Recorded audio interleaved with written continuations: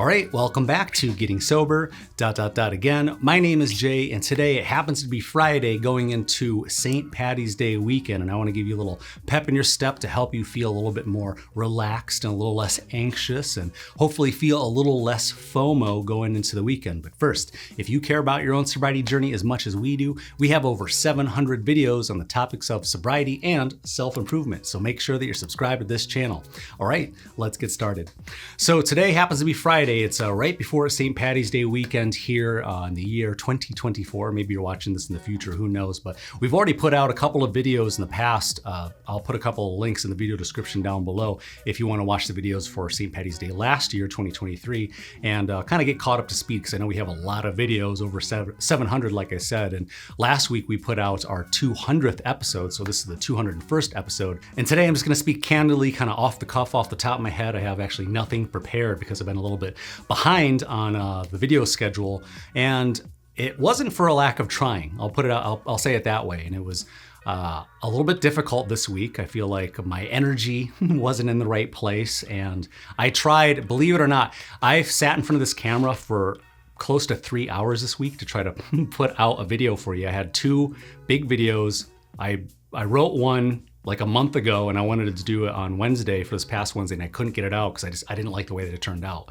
And then I tried to freestyle another video, and that ended up being like 45 minutes long. And then I wrote a script all day today. I woke up at like 6 o'clock this morning. I wrote a brand new script, and I was hoping to get it out. And then when I finally got done recording it, it took me like 10 different tries to try to get it right. I wasn't pleased with the overall product. So I think that's a lesson for, not getting too down on yourself and not getting too hard on yourself, which we all happen to do, which was, we talked about that in the last video. It's really easy to beat yourself up. It's really easy to kind of get trapped in your own head and not know what to do next. And that's why we make all these videos, because I try to cover as many topics that you're gonna run into along your sobriety journey, from how to prepare for sobriety, how to practice sobriety, knowing 10 surprising ways that alcohol affects our bodies, so on and so forth. So I know that at times I don't feel my best. And I know that sometimes, even though my heart is in the right place and I wanna do what I think is right, sometimes the universe has a way of making us kind of stop and reflect and think about where we are and what our progress has been and where we'd like to be. And sometimes we just kind of feel a little aimless and we kind of feel a little bit lost. And this week, by all accounts, on paper, it should have been a great week. I ended up selling a bunch of my cryptocurrency finally, that I was taking a huge loss on over the last 4 years.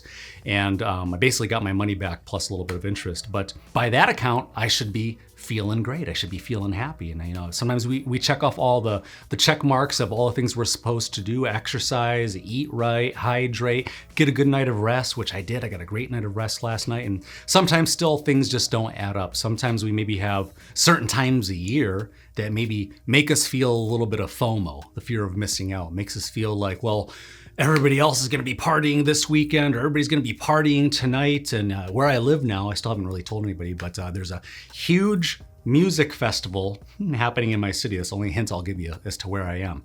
And there's over 300,000 people here in the city that I'm in. And it kind of makes me feel like all week I've been avoiding it, because I don't want to do that. I don't want to be around large crowds. I don't want to end up going to bars and nightclubs and going to venues and being around people that I don't necessarily have the energy for.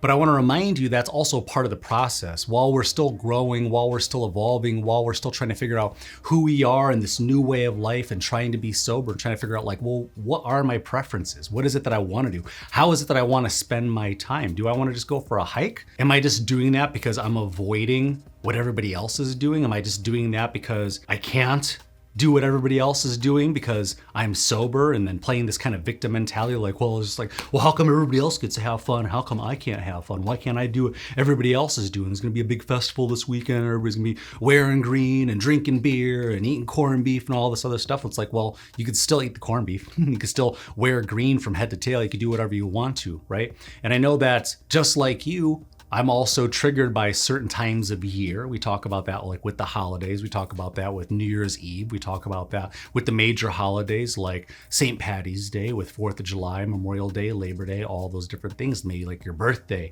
maybe like a significant other's birthday. Maybe we'll have events this summer. Maybe we have a couple of weddings to attend. Comment down below. Do you have a wedding that you're going to be attending this coming summer and you're kind of nervous about what to do and how to explain to your friends that you're newly sober, that you're just not drinking? And does it feel weird for you because you feel like, well, if I tell people I'm not drinking, then they're just going to automatically assume that I have a drinking problem, and then I'm going to have to explain myself, and then I'm going to have to tell them, well, what happened? They're going to start asking me questions like, well, did you get in a fight, or did you get a DUI, or well, what's happened? Did you lose your job or something? And do you have a drinking problem? Are you going to AA? Are you in rehab? Right? So there's a lot of questions like that. And I think it kind of rattles us a little bit because we want the comfort and we want the safety of being able to make these decisions for ourselves and not be judged by other people and not to be ridiculed by other people. And that's why I work so hard in this community to try to make this community no judgment sobriety. I don't want anybody to feel judged. I don't want anybody to have to come in here and admit that they're an alcoholic. I don't want anybody to have to come in here and feel out of place or feel alone. And so that's why I make the content that I do for you guys, so that you feel like you're having a conversation with a friend that cares about you. And that's why I spend time every morning. I don't know if you knew this. Every single morning, the first thing that I do is I check my calendar, because I have a bad habit of not doing that. But I check my calendar, and then after that, I come onto the channel and I start answering all of your comments. So hopefully you appreciate the fact that I'm up early every morning, and comment down below if you've gotten a nice comment back from me. Maybe they're short, but bear with me. There are sometimes a lot of different comments, but I want to let you know that I care, and I want to let you know that you're not alone in this journey. You might be alone in your own household. You might be alone in your friends group. You might be alone this coming weekend, not being able to celebrate the way that you feel like you've always celebrated year after year after year. Maybe you have family members that are of Irish descent. I know, me too. I know you can't tell, but it's like, I'm like 11% Irish, but yeah, I know you can't tell. But I don't feel any particular way about St. Paddy's Day. It was just kind of like the way that I look at St. Paddy's Day and all these other drinking holidays is just kind of like, well, now we have an excuse to get absolutely shit-faced and we're going to blend in with everybody else because that's what everybody else is doing. And then everybody else is going to be so belligerently drunk that they're not even going to notice how belligerently drunk I am. So I get it. I get that we're trying to find a new way to be, and we're trying to find a new way to live, and we're trying to figure out how we want to live our life and what's going to happen next, and what's going to happen tomorrow, and well, can I even make it through tonight? Like the alcohol cravings are really strong, and people are talking about kegs and eggs already this weekend, and there's so many celebrations and there's so many things going on. So I get it. I know exactly what you're going through. I'm going through a little bit right now, mostly because of the music festival thing, not because of St. Paddy's Day, but I wanted to be here and be of service to you on this Friday. I know weekends are a big trigger, right? You know, Friday is typically the first big boss that we have to defeat in this game of sobriety. So I know exactly what you're going through. I always remind myself what it was like to be the first 3 days sober. I always remind myself how hard it was just to get 1 day sober. And I know that at some point you got to be sick and tired of being sick and tired. At some point you got to just put your foot down and just say, you know what? I know it's hard, and I know it's going to be hard tomorrow, but all I have to do is just not drink today. And I know it's easier said than done. That's why I prompt you with videos like, what are the 5 enemies to your sobriety? So that you can make the comprehensive list of the who, the what, the when, the where, and the why, all these enemies of your sobriety that are going to kind of keep you off track or attempt to keep you off track while you're trying to stay diligent along your sobriety journey. And again, too, I want to remind you that it's okay to be imperfect, right? I know that sobriety is hard, and that's why I call the channel Getting Sober ...